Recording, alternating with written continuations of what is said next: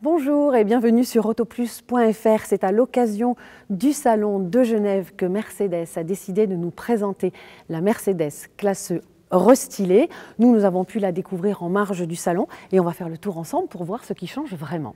Dans la catégorie des routières, les trois constructeurs premium se tirent un petit peu la bourre. Audi, BMW, Mercedes avec respectivement leur A6 série 5 et donc classe E. L'Audi A6 a été renouvelé en 2018. La série 5 sera restylée aussi dans le courant de l'année et cette classe E qui est sortie en 2016 avait elle aussi besoin de se rafraîchir un petit peu. Et c'est vrai que pour une fois, pourrait-on presque dire, eh bien, c'est un restylage qui se voit vraiment puisque tout se joue ici sur la face avant avec une calandre qui est totalement différente.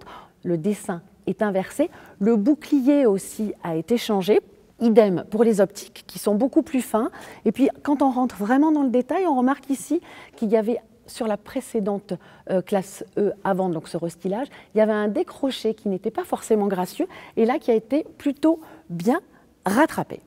Et de fait, ces changements, donc ce nouveau dessin de calandre, de bouclier et des optiques, lui donne tout de même un look beaucoup plus sportif, en fait, beaucoup plus dynamique. Et bien sûr, tous les membres de la famille classe E vont en bénéficier, c'est-à-dire bien sûr la berline, mais aussi le break et sa déclinaison baroudeuse all-terrain. Il y aura aussi le cabriolet, le coupé et les versions AMG qui vont profiter de toutes ces petites modifications et c'est assez bienvenu.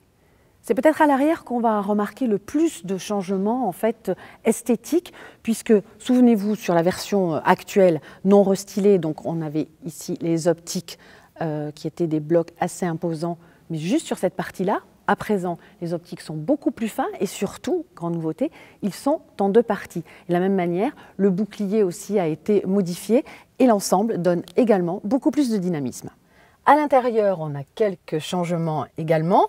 Si l'architecture est la même, on a une grande nouveauté qui est ce volant. Alors là, ce volant-là sera sur les versions AMG et ici, c'est une version AMG Line. Mais vraiment, il est totalement inédit parce qu'on remarque ici, il y a deux barres séparées avec les différentes commandes et ça, c'est vraiment très, très original.